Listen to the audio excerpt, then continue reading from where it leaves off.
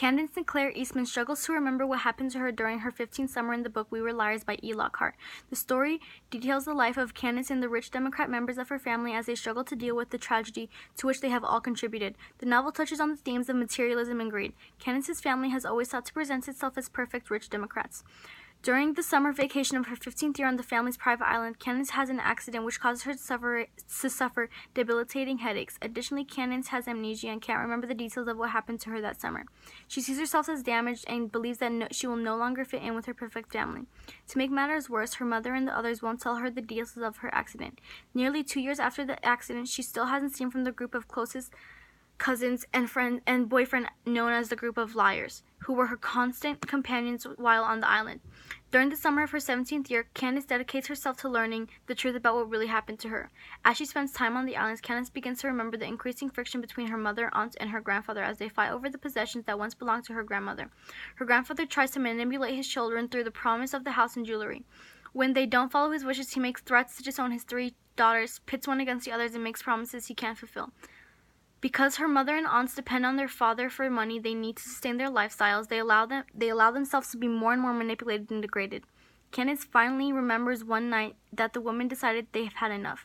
Everyone except the liars leaves the island. Hoping to get rid of the cause of the adults' arguments and make them see there is more to life than just possessions, the liars decide to set fire to the island's house in which their grandparents lived.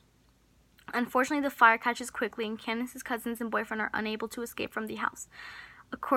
Adding to the shock of the ending, Candace believed that her cousins and boyfriend joined her on the island during her 17th summer. When she learns they died in the fire, she realizes she's able to see them only because they have returned from the dead to help her regain her memory of the tragic events of their final summer together.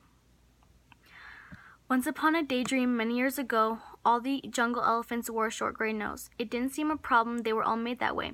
All elephants were short-nosed until one day. When along came one elephant, the son of Jim and Joy. They were proud elephants to have a baby boy. They doted him on greatly and gave him everything he'd need, but his wants turned to desires, and desires turned to greed. The townsfolk deplored him. He was such a little brat. He got everything he wanted, that sneaky little rat. The lion said, "Let's banish him and make him go away." But they all loved Jim and Joy so much they had to find a way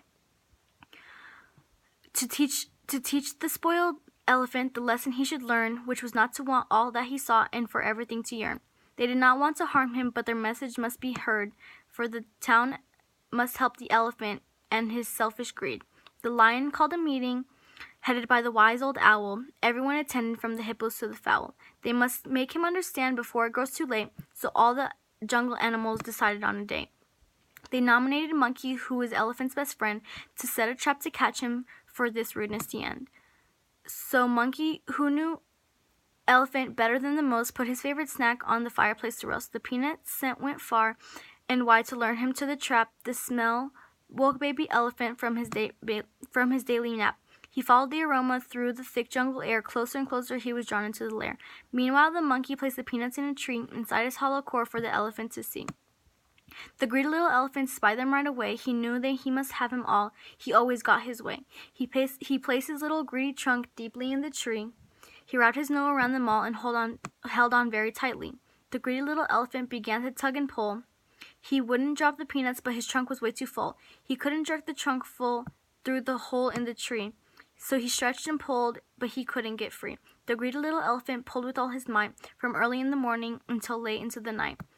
He stood there in the moonlight, roughly tugging on his nose. The strange that took place next you would never suppose. The tree gave him his way, like everything before. That greedy little elephant had won the tug of war.